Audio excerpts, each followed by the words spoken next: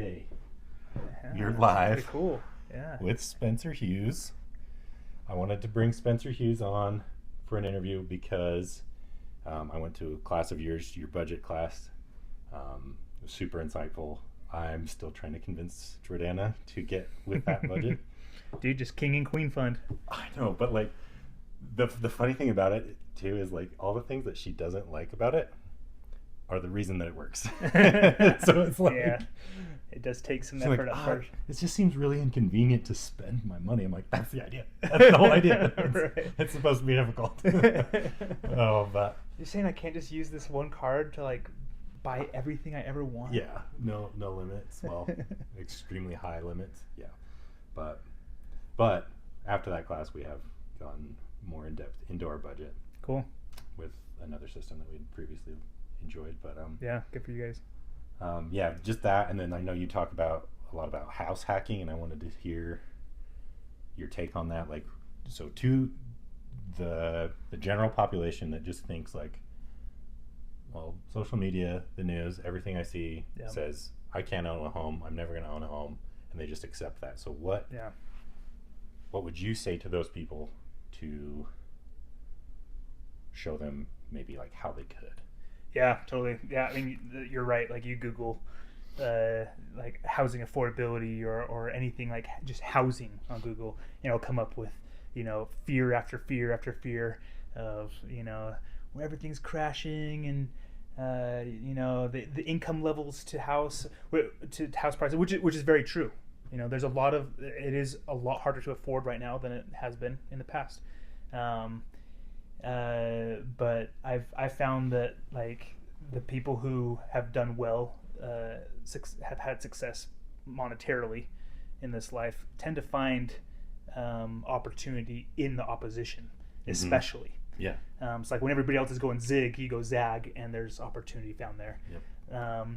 So I've spent like the past year, almost every single week, meeting with a different lender, trying to figure out like different tools and different ways to help clients meet this affordability crisis. Right. So yeah, I've come up with like a list of like 10. We can go through a couple, but one of the big ones is house hacking. Obviously, it's like one of the core ones. That's what we do. We bought a house about 6 years ago, so bought at a pretty good time, right? 2017. Yeah. Let's see, it's been like 8-9 years now. And lived in it for a while. I actually originally was after the house because I was actually looking for a wood shop to do my wooden ties. Yeah. And somebody's like, well, why don't you just buy a house and use the garage as your shop and then rent out the house? And I was like, that's brilliant. And like best financial decision I ever made, because what happened is I bought the house, rented out the home to 5 different guys. Yeah. And then I used the bathroom in there, but I just lived in a shed outside. I built a tough shed, had my bed hanging from the ceiling. And This had to have been while you were still single, I'm assuming. Oh yeah. I got married, and for some reason my wife said we need a bathroom, and I was like, a bathroom? Tough shit didn't quite. Yeah, cut didn't it for cut her. it. No, she's very low maintenance, but it was. But yeah, I lived in that for like 2 years. Lived off of $2,500 a year for That's those 2 amazing. years. I just had my motorcycle, like no health insurance, and just living like very. I love it. Very It's such cheap. like we call that the Spartan lifestyle. Yeah. You just bare minimum, just going for your goals. Yeah. That's so cool. Yeah, it was awesome. So I was just like working on my garage, making my wooden ties, and then renting out the house. And then I was like, after a while, I was like, this is bringing me enough income, like just as much income as my tie business, which was pretty rice and beans at the time. Mm-hmm. But I was like, dude, I got to start helping other people do this. So basically, the idea of house hacking is you rent a portion of your home, any portion. Mm-hmm. It can be 1 bedroom, it can be the whole basement. Just for something. Yeah, for something. Whether it's they're going to stay there residentially or like what you did with Yeah. renting out to yourself for the business. Yeah. Thing. Yep. You could even have like do the utilage or like storage, like an Airbnb storage kind of thing for your garage, or if you're not using some part of the shed. Or so I had a friend who actually had 5 sheds in his back, and he just rented all those out. Nice. So something the point is you just want something that has that monthly income Mm-hmm. that's coming in. So just to kind of like remove the sting of your mortgage. Of the mortgage, yeah. Like right now on a $500,000 home, at a 3% down, the minimum 3%, you're getting, you're already at like a $3,300 a month payment. Yeah. So if you can find a home that already has a kitchen downstairs, or that has possibility to build a kitchen. So say it's already got a walkout basement, or it's got a big space down there that you can put a kitchen in. That would be easy to connect plumbing from the upstairs kitchen right down. You can often do a kitchen if you're doing a lot of it yourself and going cheaper for $15,000-$20,000. Nice. So if you're able to find a house that already has that, or build one yourself that has that, then already you can cut your mortgage in half. Right now, like for example, the place we're living in, we rent out our basement. I built a kitchen down there, and our mortgage is $3,300, and we rent out the basement for $2,000, so that's $1,300 that we're paying each month. That's nice. So how expensive is rent? For the average person right now. Seriously. Like $1,800 for a 3-bed 2-bath, like, and so we're paying literally $500 less than most people are renting for, and we're getting the equity. Yep. So to me, it's just a no-brainer to do that. If you're able to afford $1,800 a month in rent, you can afford buying a home. Yeah. Yeah. If you can do it strategically. Yeah. I think another thing that I'm seeing a lot is, at least with first-time home buyers that we've worked with, is it's like there's this mentality that they need to buy their dream home first. Yeah. And I'm like, talk to anybody. Talk to your parents, your grandparents. Like, their first home is always like, oh yeah, we lived in this tiny little shack. Yeah, a little right? shed. Yeah. But like, I wonder too if there's like something culturally that way. It's like this maybe like the Instagram of it all, and it's like seeing everybody kind of 10 years down the road from where you're at. Yeah. Well, we grew up with our parents being the baby boomers, right, and the greatest wealth generation that there was. So we kind of grew up in a space that was like, well, why can't we have that too, like right away? Yeah. I've been working for 10 minutes already. Why am I a millionaire? But the thing is, I don't think we have to like cut off those goals. I think that like we just say, hey, this is how you get to that goal. Actually, Yeah. Is by have this first stepping stone of a rental that's hard. You hear somebody downstairs stairs, once in a while, and you have to do landlord thing for a bit. But then you build that equity, and it's an awesome stepping stone for that next place. Like, while you're young is the time to do it too. Like, yeah, when you're probably not going to care if there's somebody in your basement as much, especially if they're subsidizing your mortgage and everything. But yeah. So another one, seller financing, obviously, and I'm sure you've like gone through these with others too. Yeah, a few. But that's a huge one too. Like a lot of people who who bought their house 3 years ago at a 2.5% rate now are either going through a divorce or a job change, have to transfer, and they have to move. So let's find those people, get a good agent that can find those people through their network, and then say, hey, seller, I can pay you a 4% rate, so 1.5% more than what you have to pay. So you get all of your equity out of the home, because I'll give you the equity that you have, say $40,000, $50,000. If they bought just 2 years ago, the equity is not that big. It's a great time to do seller financing because of that. So $50,000, and then I'll give you a 4% rate, so you're making cash on top of the equity you've already would have got from a traditional sale every month. And so this is an awesome deal for you. And then 4%, that's a whole lot better than 6.8 right now. Yeah. We're talking like $800 off at least a month from what it would be on a traditional sale. Yep. So that's an awesome way to do it. And the other thing about that is you don't have to qualify. Like if you're a business owner, you don't have to like send in your taxes of. Yeah, no. Just need to send. Yeah. I did a seller finance deal where my listing was offering seller finance, and like he just wanted to see like a P&L if you were a business owner, and like proof of funds. Yeah. That's all that really mattered. Right. And that's so easy to get. Yeah. For certain people. Right? Yeah. Yep. So yeah, that's another really awesome way. So between seller financing, if you can do both, seller finance and then house hack, I mean, you can be talking like you're making money by living in your new home, um, you know, cash flowing. Cash flowing on it. So That'd be pretty sweet. which is very rare right now. So what, as like from the consumer, what do they need to know in order to find those deals? Yeah. I mean, a lot of it comes down to network. So obviously, like they have a good agent like you, like they're gonna, you know, that was somebody that has a good solid network that already knows of some of those people. That's really helpful. As far as like seller finance goes. Okay. So network is huge in that one. You can also go on the MLS and create a search for, you know, seller finance deals. But most of the time, people just don't know what they are, so they're scared. Yeah. Because it's like seller finance, that seems like something out of the box, so I don't want to do something out of the box. And then people just don't do it. So a lot of people, you can just go and just simply ask, like, hey, what's your rate at? Like, can we negotiate something here? Mm-hmm. As far as house hacking, yeah, you just want to find something that has the potential to house hack. So, you know, things like walk-in basement. Yep. An area that has maybe like a big space that's right below either a bathroom or washer, dryer, or kitchen where you can just pop the plumbing down, and put a kitchen downstairs. So simple things like that are nice. That are helpful.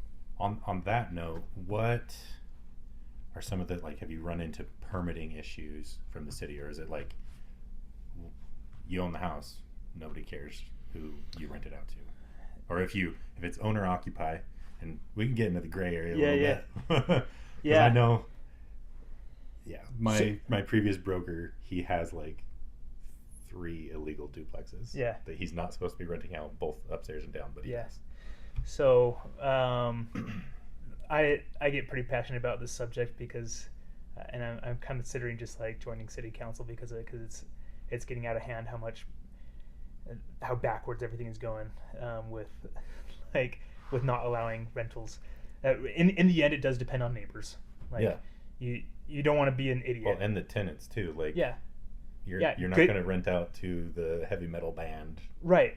That's, you don't want some whorehouse. You don't want a drug, situation. No. You don't want, crazy stuff. But for the most part, let people do what they want to do for the most part, people just need a place to stay. Yeah. And they're willing to pay you money for it. Yeah. They need a place to sleep and a place to park their car. Right. The hard part is you start kicking out those like small investors like us, or that are just investors that own like 3 or 4 to up to 10 properties. You kick those people out who actually care about their property, and you get some slumlord in there that just doesn't care, just cares about the rent. You get crappy tenants. You get the yard goes to crap, and the whole value of the neighborhood goes down. Yes. So I can see that situation. But people who like genuinely care about the property, care about the tenants, care about all these things. I mean, if you don't get that, those people that would have been renting from you are now going to go into some high rise, create more car parking issues, more crime, more all these issues that we're trying to get rid of by getting rid of ADUs. Yeah. So the smart thing is actually letting single family, like families, rent out their basement because.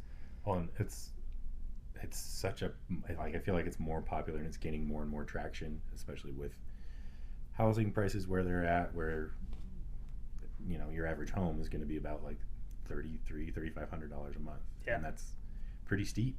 Yep. And so any way that we can. So to be honest with you, the truth is, I know maybe I shouldn't be saying this live, but the truth is the city doesn't care unless a neighbor reports. So I have good relationships with your neighbors. And I was working with a client looking for something. He's a young guy, first time buyer. He wants to get a place that he can rent out room by room. Yeah.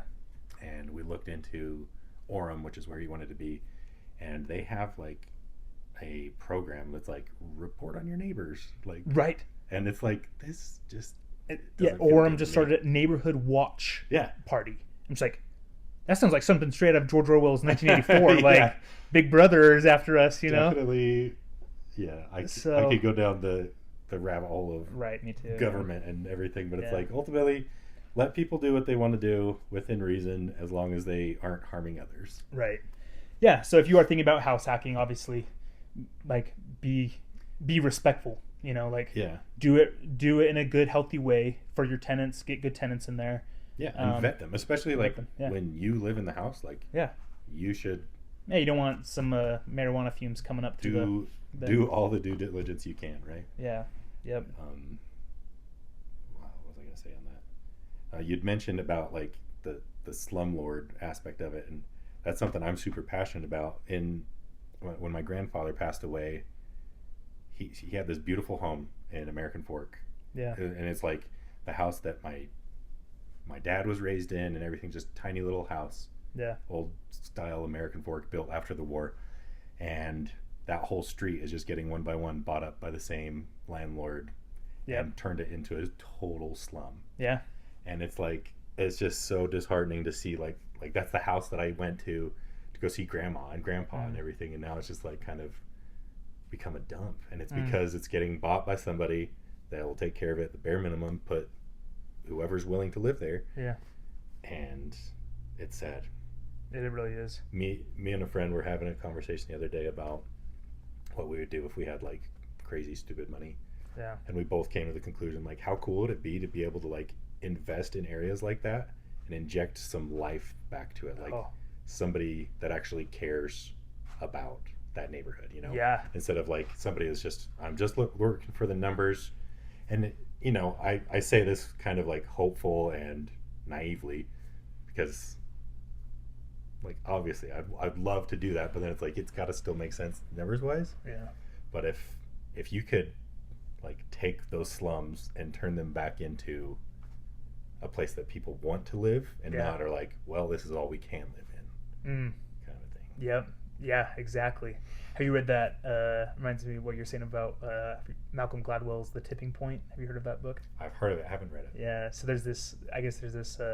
Talks about the city as like a suburb in New York, that they were trying to reduce crime, and they tried literally just everything, pour millions of dollars into like, security and all these things. Turns out the answer was, at the end, there was a broken window in one of the houses. They literally fixed the window and then did a little bit of curb appeal on one house, and within Okay,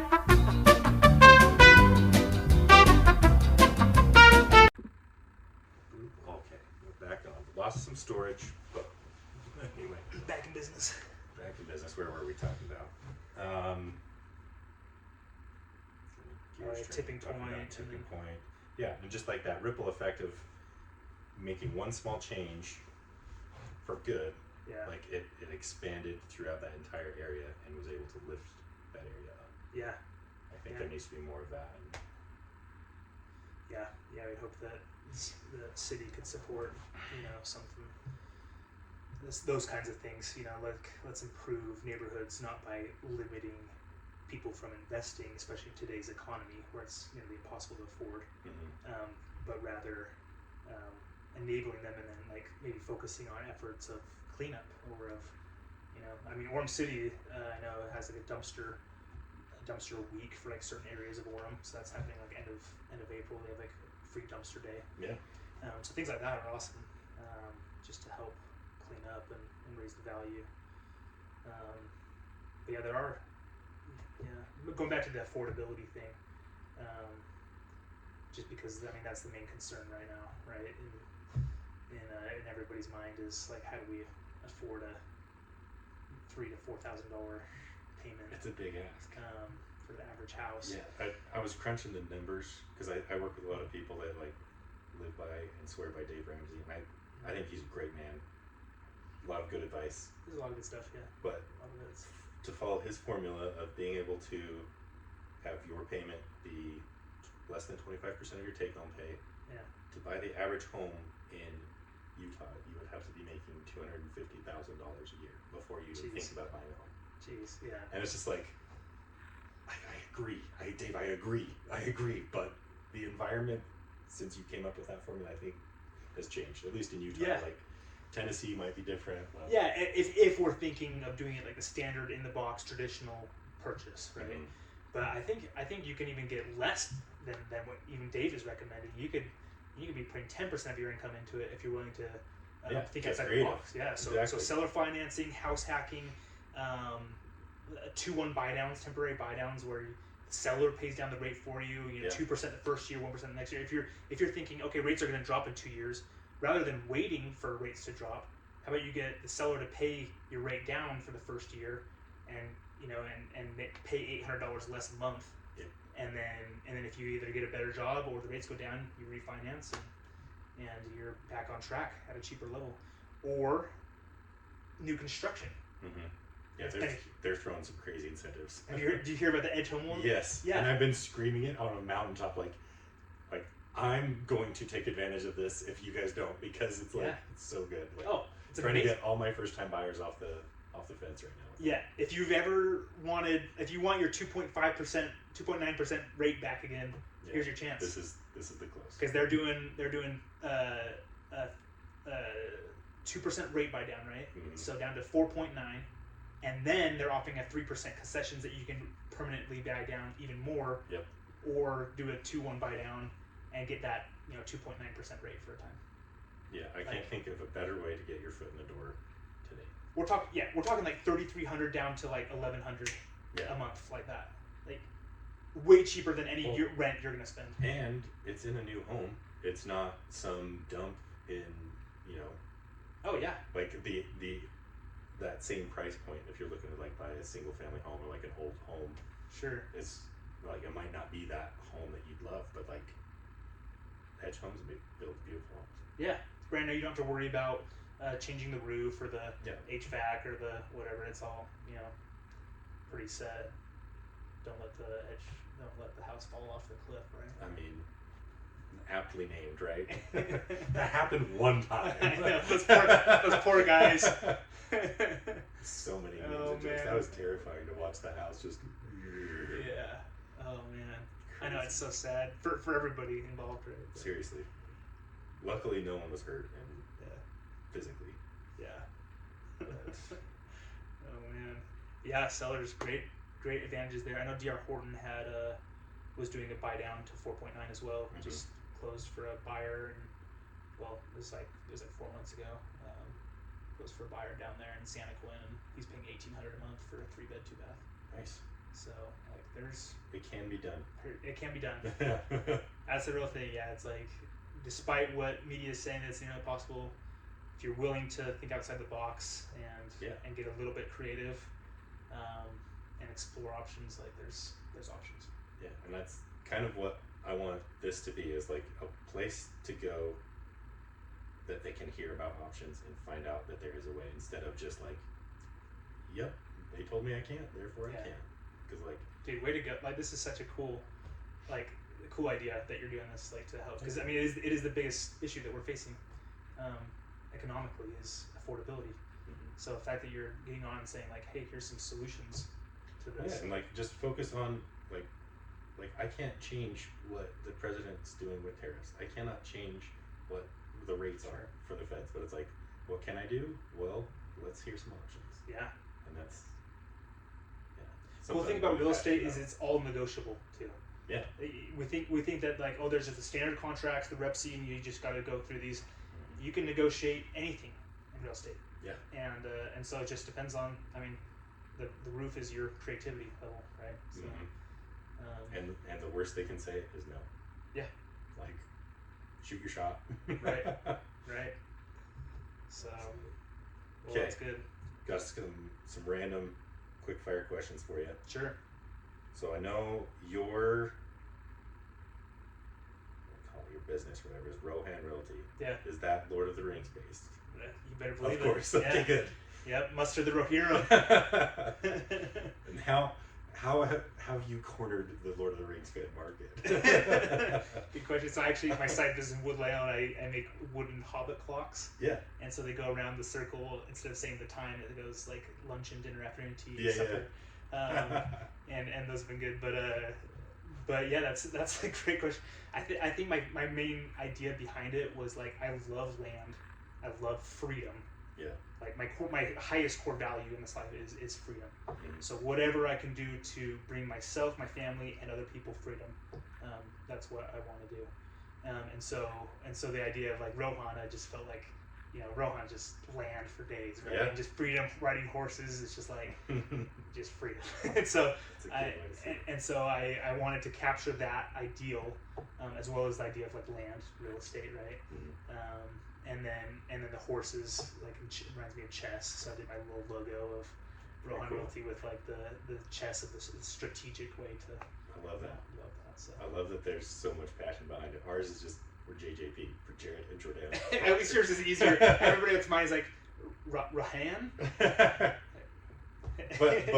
but when you do get those Lord of the Ring fans, they'll be like, yes, this is my agent until the day. I actually had, so just 2 days ago, one of the agents that went through the home, he's a Lord of the Rings fan, and he's just like, one the client I had listed, he actually really loved that the name was Rohan Realty because he's a huge Lord of the Rings fan, and so he's just like, he had all these like Lord of the Rings maps like up in his house.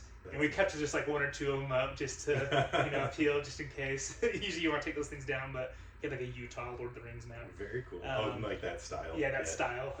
And so, and then the guy who came in just like, Rohan Realty, and there was like a Lord of the Rings map. Like, what's happening here? That's so funny. Just to be able to get that small hook for some people. Yeah. Probably goes a long way. Yeah. There's this neighborhood. My cousin is an agent down in St. George, and he was selling a bunch in a neighborhood, I think in Cedar City, that's like all Lord of the Rings names. There's like Aragorn Lane and like I think I've heard about that. I can't even remember some of the other ones, but it's like the Shire. Yeah, he was posting a bunch about it, and like that is so cool. That's awesome. But it's like a condo neighborhood. Yeah, I know. It'd be fun to like go sell with this name in like down in New Zealand or something. Yeah. Go sell off some Hobbiton homes. That's your 10-year plan, is to start selling the actual Rohan. Dude, I think it'd be cool to like find a piece of land somewhere and just develop that. Yeah. Like develop the Shire and have short-term like Airbnbs in like these little hobbit huts. Yeah. Like a cool restaurant. There's some areas here in Utah that I feel like it passes as Rohan. Oh yeah, if you get the spring desert a little bit. Yeah. Up in like Midway Heber, there's like it's ideal up there. Nice. That's kind of my claim to fame as far as Lord of the Rings comes. I was in New Zealand right before they filmed The Hobbit. Yeah. And I got to go to Hobbiton. Oh, and I have a picture of me and my buddy knocking on Bilbo's door. It's like once in a lifetime experience. Yeah. But it's cool because like they were dressing up the sets at that time for the movie. Yeah. Because obviously they're dressing up for the movie, but if you go there now, I think it's just like concrete holes in the wall and everything, but like it was cool.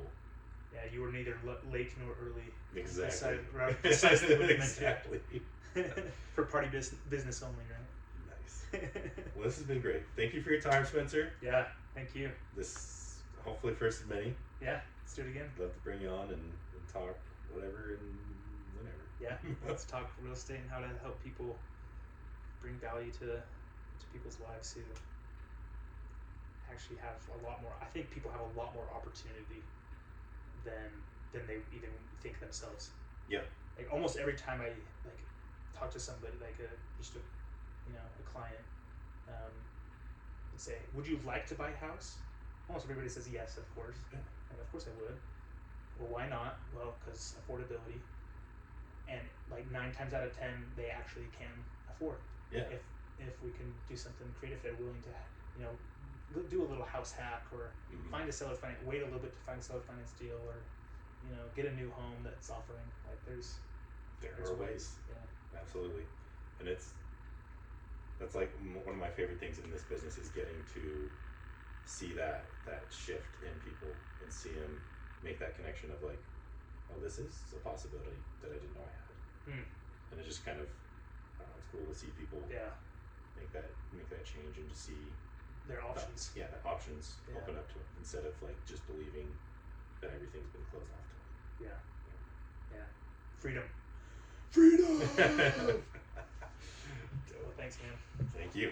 We'll cut it there. Okay. Slice.